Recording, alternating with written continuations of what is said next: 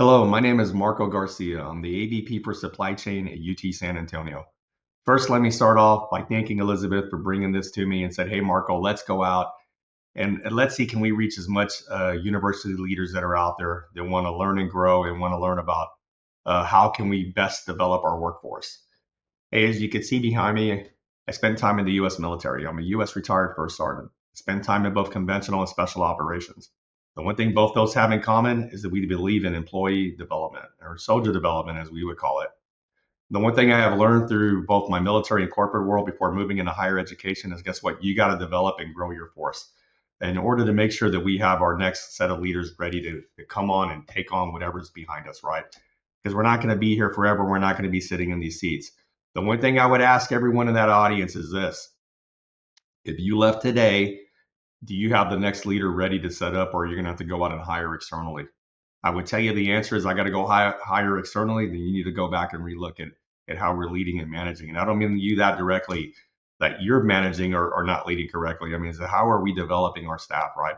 Because the one thing I would tell you is that we don't have that opportunity to be sending everybody to every professional development or hope that someone gets accepted into a leadership development career path that's set out there in some of those special courses and conferences that people get to take, because we can't send everybody.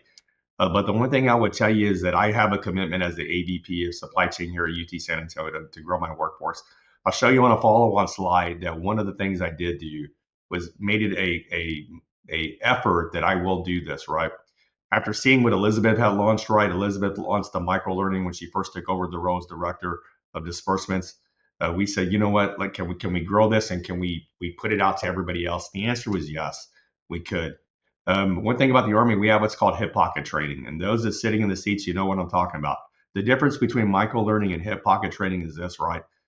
Micro learning for us is more planned. When we come into the office, we have it scheduled. That way, we can capitalize as many people as we could go after. We try to embed it so the employees know, hey, this is a day where we're going to link up and we're going to do some type of leadership growth, some type of learning.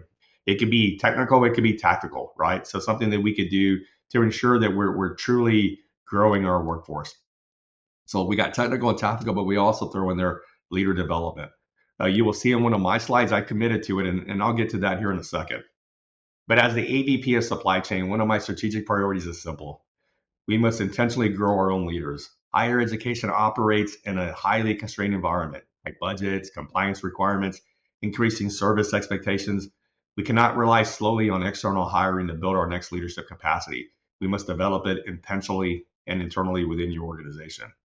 That is why we launched Growing Our Own, a strategic investment in our own staff here in the supply chain here at UT San Antonio. The purpose of this initiative is to equip our workforce with the mindset, tools, and network they need to lead effectively within a higher education setting. But not just within higher education. I think that we put the right tools for them, right? Guess what? Whether they're in higher education or where they go out to the corporate world, they're going to have some leadership traits behind them or some leadership management skills. They're going to help them out. And it's not going to be someday. Guess what? We're doing that right now. We designed this program using a mini learning format, bite-sized sessions that integrate directly into our work schedules. No long offsite seminars, no overwhelming time commitments, just focused practical leadership development embedded into the rhythm of our current operations and how we do business today. This approach allows us to develop leadership capacity without disrupting the workforce, but most importantly, the students and staff and the people we support within our supply chain operations. Growing our own. The impact of this approach is both immediate and long term. First, the pipeline development. We are building internal talent that is ready to step into leadership roles. But I want to make this clear. We're not just selecting certain individuals and say you're going to be our next leaders. No, we're bringing all the employees in, right? And with that, we are growing all of them. Some will rise to the top, and because that's just normal, but we want to give everybody the opportunity. Succession planning becomes proactive instead of reactive. Second, increase retention. When all our staff seen, supported, and invested, guess what? They're going to stay. Professional growth is one of the strongest drivers in engagement in higher education. Third, we're creating a culture of growth. Mini learning reinforces the development and continuous learning. Not a one-time training event. It becomes part of how we operate. And guess what? Our employees within the supply chain understand that and know that. And finally, cross-functional insight. Participants gain visibility beyond their silos. In supply chain, this means understanding how purchasing, contracts, accounts payable, distribution, surplus, all forms of supply chain that we oversee all intersect and operate together. That broader awareness improves collaboration and reduces friction across our staff and across the university. In short, this is just not a training initiative. It is a culture shift. This is intentional leadership development. And this is something I'm proud that we're doing here at UT San Antonio. So why does this matter?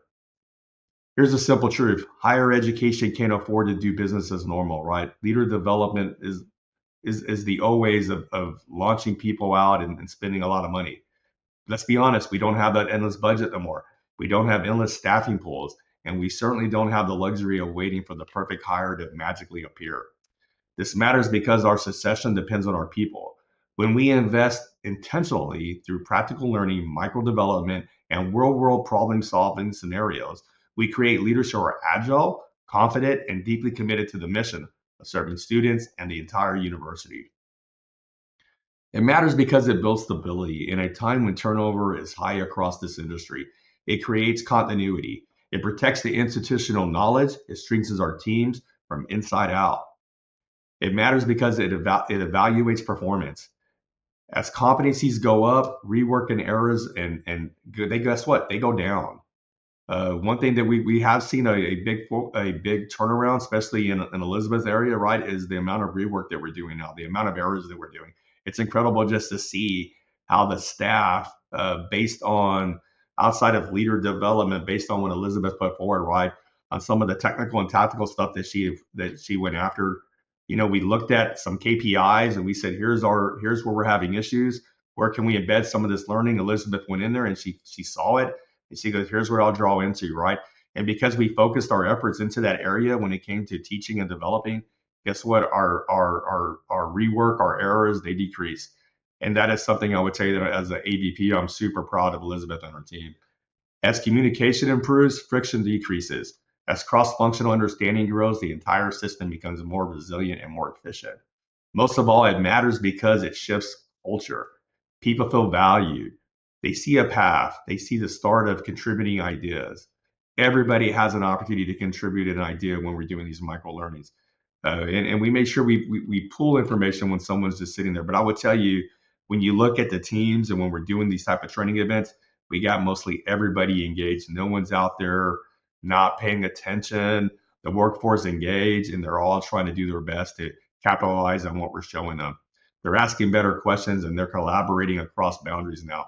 We're not just siloed. They're going across the supply chain, asking those questions that I would tell you they're really starting to think strategically now. This isn't just professional development. It's institutional strategy, it's capacity building, it's future proofing. And it's how we ensure that our people serve our students in a way every day that just makes sense, right? We're building tools, we're giving them confidence, and we're giving them clarity to be able to lead. Not just someday, but guess what? Right now. I want to show you this slide. This is important to me to show you. This particular slide or is one of my objectives that I put down to my supervisor. Said, here's what I'm going to commit to. This is part of my yearly evaluation. I committed to I will do this. So if you see, right, I made them into SMART goals. It's easy, but the one thing I want you to pay attention on is the training strategies that are the training sessions that are on the bottom. Those are the dates that I committed to. That it say, you know what, in these months we're going to conduct these training events. Now at my level, they're higher. They're not the micro style learning that Elizabeth does with her teams. At my level, we're bringing in all the directors, but guess what? It's open to everybody. Anybody within any part of the directors that want to attend this, any staff personnel, any employee, regardless of their level, they could attend this session. This ones are strategic for my intention. I'm not going into technical style learning at this one. When you're coming to the ADP level training, it's going to be leader development. It's going to be focused strictly on leadership. And then how can I actually look at that audience and grow the right people, right? I don't care who comes. To me, if everybody comes, that's good. We invest 1 hour in this training. I would tell you as a AVP, the mission's going to continue. By me giving 1 hour quarterly to the workforce, right, I'm ensuring that I'm growing my people, my employees. It's just something that I would tell you that I take passion in doing. I got a great leader. Her name is Sherry Hardison. I would tell you that if you ask Sherry, hey, what's one of Marco's strengths? I would hope she would say, hey, Marco really cares about professional growth. And that's something that a conversation that me and her have. And I would tell you she cares about it as well. One thing about our organization, too, hopefully we have somebody in the audience. Her name is Deborah Villayal. She's in the audience today. She took initiative right now to send out a survey to all the employees within Sherry's VP realm, right? It went to everybody within all cross-functional fields. We're asking them, what type of training do you need in order to develop your skills? It was both technically and tactically, and we were looking at leader development also, right? What type of leader development do you need outside of micro learning? Because this is vital. How we grow our workforce is very important to UT San Antonio. It's very important to my boss, and I would tell you, it's extremely important to me and my directors. So why it works in higher ed? This is simple because our environment is all about community, mission, and service. When we invest in people, morale rises, engagement rises, participation rises. People begin actually leaning in instead of checking out. Like I said earlier, if you come to one of our training events, you would see the staff actually taking part in what's going on. I've been at training events, and I'm a thought at this one too. I gave training events where I could look out as I'm predicting training and I can see people on the computers. I can see people really not engaged in what's going on. But I would tell you when you attend these ones, everybody's engaged, and for me as the AVP, that is awesome when I see that. We're also seeing clearer paths of succession planning. Instead of hiring externally for every leadership role, we're now able to promote internally. Right, we're keeping our institutional knowledge stable, and we're keeping our momentum growing. Communication has improved. Teams are talking to each other in ways they haven't been talking to before. All excuse me, all this leads to something every institution cares about: lower turnover. Because, guys, I tell you, lower turnover is not a great thing because that hiring cycle just keeps coming and coming, and your leaders and the organization will know that. I will tell you that if you look at, and I like to brag on this one, if you look at our turnover, extremely low. The only turnover I'm really experiencing now, and not that they were experiencing before I got there, are retirements, which is fine because people done their time, and when it's time for them to go and enjoy life, they go do it. And maybe the best part is cost effective and scalable. You don't need a giant budget or months of long programs to commit financial funds to. You need structure, intention, and consistency, which is exactly what these micro sessions provide. Hey, in closing, this is a great opportunity for you to take advantage of. I would tell you that Elizabeth's going to now present you with scenarios that are going to be hopefully exciting for you. Hey, but feel free to reach out to me. Uh, I'm always available. You can reach me through email. You can reach me through Teams, and I'll be glad to have leadership conversations. I'll be glad to talk about micro learning more in depth as we get more time. Please reach out to Elizabeth. She has my card, and we'll pass out some information as needed. We're very flexible, and once again, thank you for allowing me this opportunity to be able to present to you. Elizabeth, hey, thank you for what you do, and I turn it back over to you.